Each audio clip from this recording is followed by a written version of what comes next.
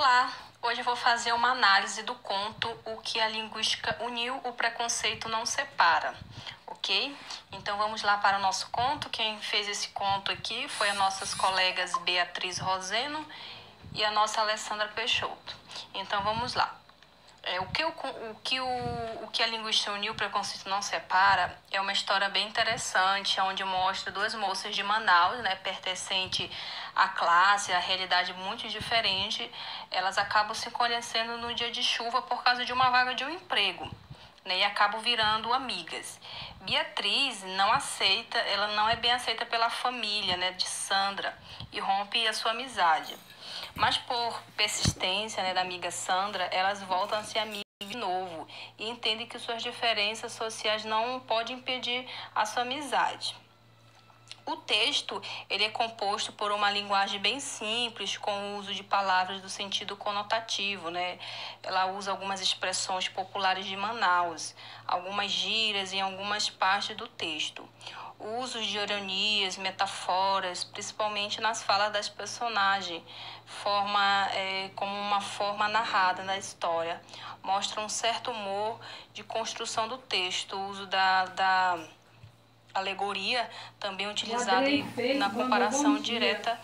No caso, o autor ele usa vários recursos linguísticos para deixar o texto bem descontraído.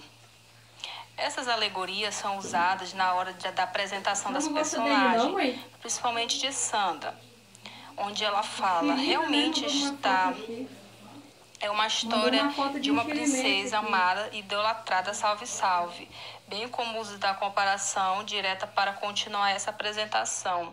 No caso, cabelos longos, negros, como um véu. Já na apresentação de Bia, que narra o texto, ela é bem irônica, onde ela usa uma hipérbole para contar a história. Quando eu nasci, tiveram que reviver o médico, pois ele morreu, né, de susto.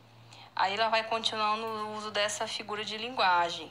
Bia, por que você sairia de casa com o céu caindo? Desse jeito, vai acabar montando o texto, no caso.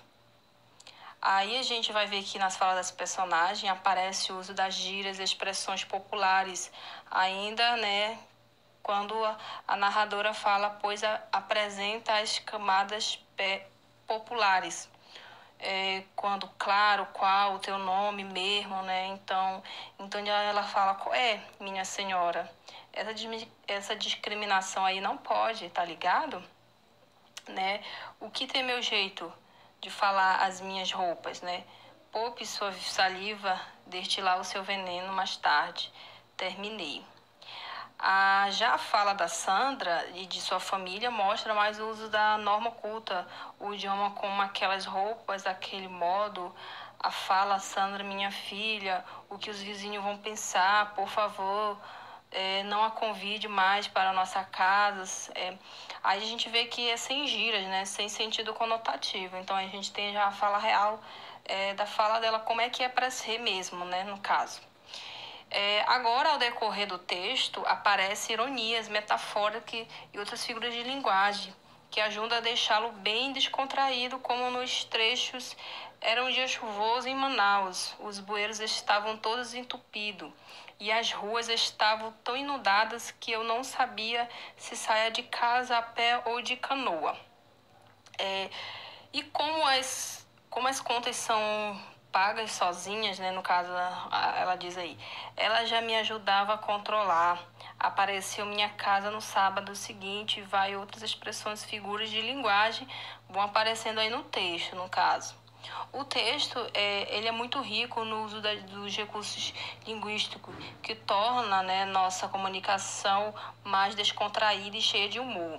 Inclusive, a narradora fala do assunto, do conto, ela faz uso do sentido das palavras de uma maneira muito singular, pois sem as expressões, as figuras de linguagem, principalmente os exageros das personagens, narradora, por mais que boa que seja a história, ela não tornaria mais interessante, né? Então, o que faz as histórias ser interessantes é essa linguagem né, mais conotativa, né, essa figura de linguagem aí, né, literária, mais conotativa. Então deixa o texto assim muito mais rico, muito mais descontraído.